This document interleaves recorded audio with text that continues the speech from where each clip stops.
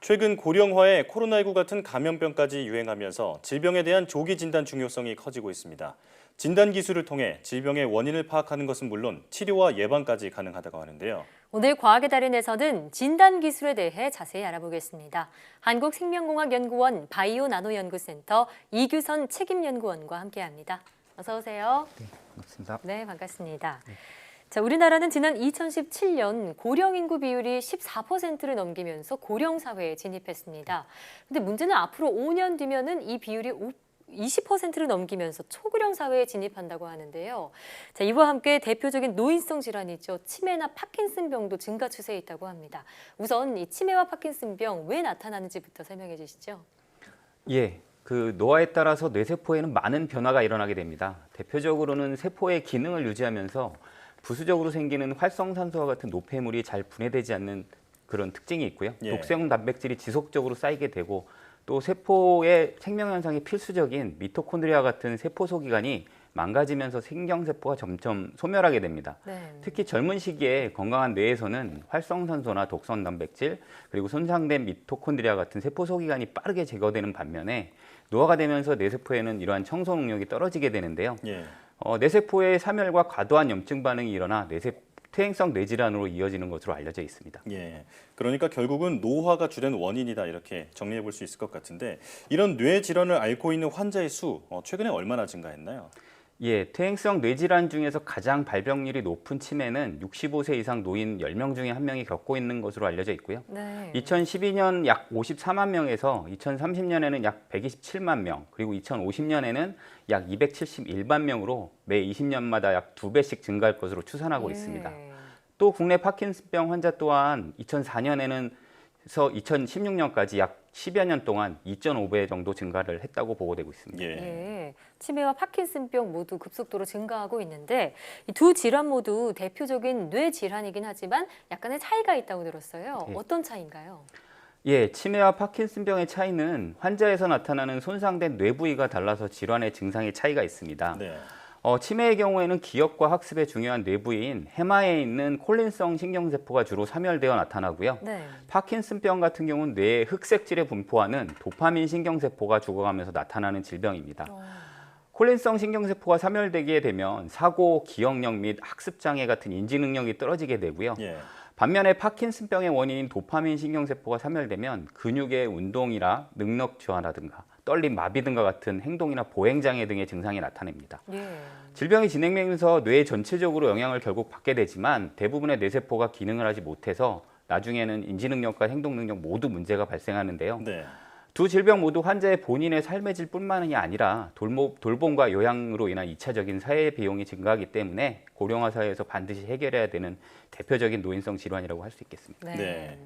그러니까 정리하자면 치매는 인지장애 그리고 파킨슨병은 운동장애를 주로 발생시킨다는 점에서 차이가 있다 이렇게 볼 수 있겠습니다.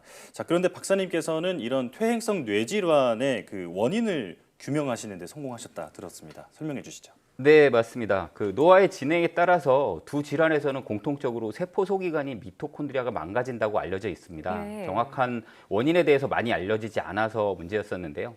미토콘드리아는 생명 현상 유지에 필요한 에너지원을 생산하는 세포의 발전소 역할을 하게 됩니다. 예. 미토콘드리아의 칼슘 농도는 미토콘드리아 기능 유지에 매우 중요하지만 너무 많거나 너무 적으면 세포가 기능을 제대로 하지 못하게 됩니다. 네. 따라서 미토콘드리아의 칼슘 농도를 적당하게 유지하는 것들이 매우 중요한데요. 예. 저희 연구팀에서는 초파리 모델과 인간의 신경세포를 이용해서 퇴행성 뇌질환의 초기 공통적인 증상으로 미토콘드리아 칼슘의 항상성이 붕괴된다는 사실을 밝혀낼 수 있었습니다. 예. 그러니까 미토콘드리아에게 과도하게 칼슘이 쌓이면 미토콘드리아 기능을 망가뜨리고 결국에는 신경세포 사멸을 유도하게 되는데요.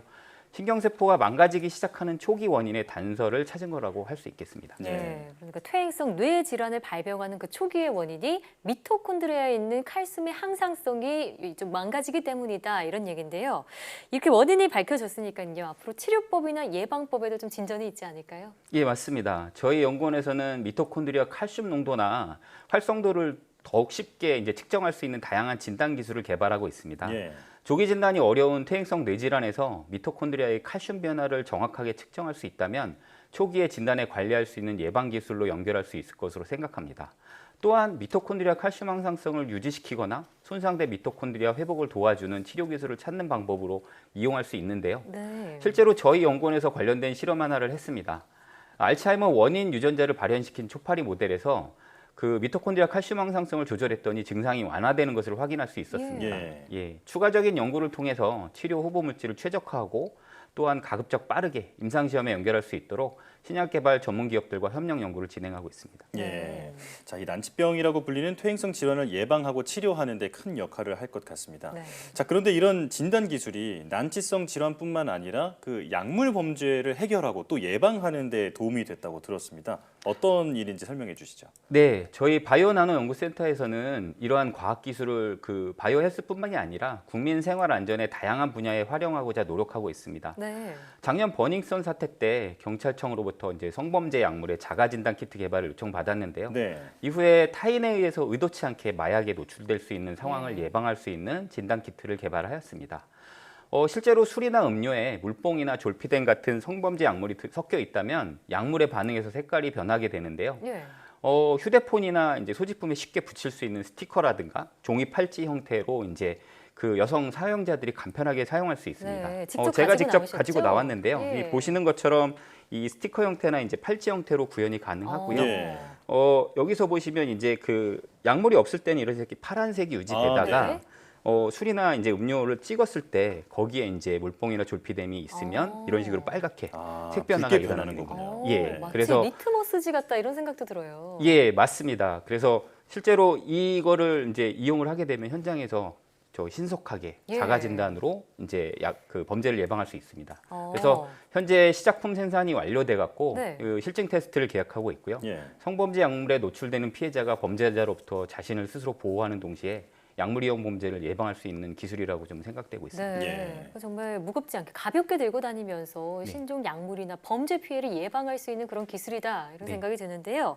자, 어떤 원리로 이렇게 진단 기술을 개발하시는 건지도 듣고 싶어요. 네, 그 실제로 마약이나 항정신성 의약품 대부분이 신경계에 작용하는 합성 화합물입니다. 그래서 이러한 약물이 신경계에 작용하기 위해서는 이게 공통적으로 가지는 화학구조 작용기가 있는데요. 네. 이러한 화학구조에 결합해서 반응해서 색깔이나 형광을 나타낼 수 있는 나노 소재를 개발하는 것이 목표였습니다. 예. 그래서 사용 빈도가 높은 8종의 마약류에 반응하는 화학물질을 찾아내고 약물이 반응하면 색깔이 변색하는 약물 진단 나노 소재를 만들 수 있었습니다. 예. 그래서 이러한 나노 소재 기술은 성범죄 약물의 자가 진단 키트 이외에도 다양한 분야에 활용될 수 있다고 봅니다. 네, 예. 아주 활용도가 높은 기술인데, 자, 이런 진단 기술이 그 현재 코로나19 사태에서도 유용하게 쓰였다고 들었습니다.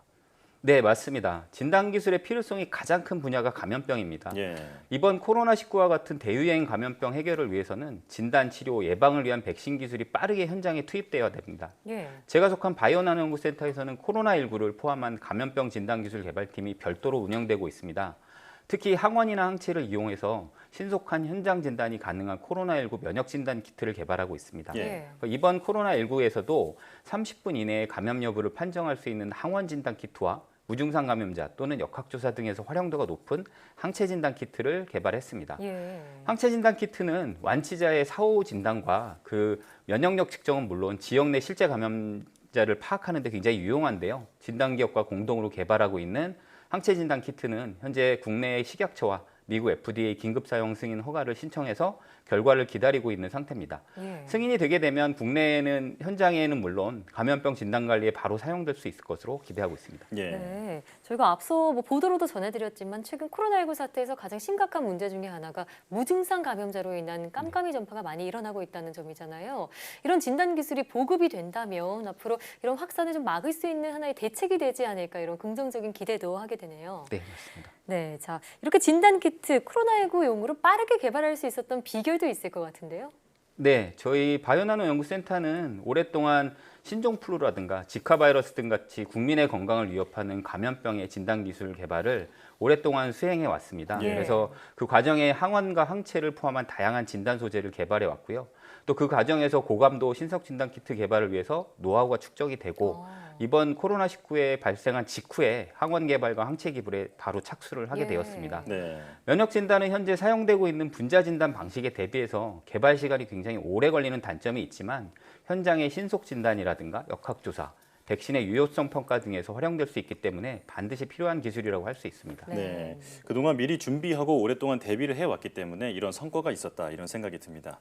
자, 이런 진단기술 연구에 매진하게 된 계기가 있으실 것 같은데 어떤 게 있나요? 네, 이번 코로나19에서도 알 수 있듯이 고위험성의 감염병을 빠르고 정확하게 진단할 수 있는 진단 기술이 필요합니다. 예. 또한 고령화 환경 변화에 따라서 늘어나는 퇴행성 뇌질환, 암과 같은 다양한 질병을 해결을 위해서는 치료제 개발도 굉장히 중요하지만 초기에 질병을 진단하여 관리할 수 있는 조기 진단 기술도 무엇보다 중요하다고 할 수 있습니다. 이러한 다양한 진단 기술은 의료사회적 비용의 감소와 더불어서 국민의 건강하고 안전한 삶을 도와줄 수 있을 것으로 기대하고 있습니다. 네, 사실 질병의 근본적인 치료가 정말 중요하긴 하지만 시간이 오래 걸리고 기술이 또 많이 발생을 해야 되잖아요. 그런데 이 가장 중요한 조기 진단을 위한 기술을 개발하셨다는 점에서 주목을 받고 있다는 생각이 드는데요. 앞으로 박사님의 계획도 한 말씀 듣고 싶습니다. 네, 앞으로는 의료기술은 진단과 치료를 동시에 하면서 치료 효과를 실시간으로 모니터링할 수 있는 융합형 신약이 주목을 받을 것으로 기대를 하고 있습니다. 예. 저희 연구팀에서는 다양한 바이오 소재와 나노 소재의 결합을 통해서 가깝게는 이제 앞으로 다가올 신변종 감염병에 빠르게 대처할 수 있는 진단 기술 개발에 집중할 예정이고요. 또 나아가서는 현대 사회에 문제가 되는 다양한 난치 질환 해결을 도와줄 수 있는 다양한 융합 소재를 찾고자 하고 있습니다. 네. 현재 의료 기술을 업그레이드 할 수 있는 그 모든 기술 개발에 집중을 하고자 하고 있습니다. 예, 사실 우리가 병에 걸렸을 때 치료하는 것도 중요하지만 애초에 병에 걸리지 않게 하고 또 걸렸는데도 조기에 알아내는 기술이 치료에도 큰 역할을 할 텐데 이런 기술들이 역시 중요하다는 것을 느낄 수 있었습니다. 자, 지금까지 한국생명공학연구원 이규선 책임연구원과 함께했습니다. 고맙습니다. 예, 고맙습니다.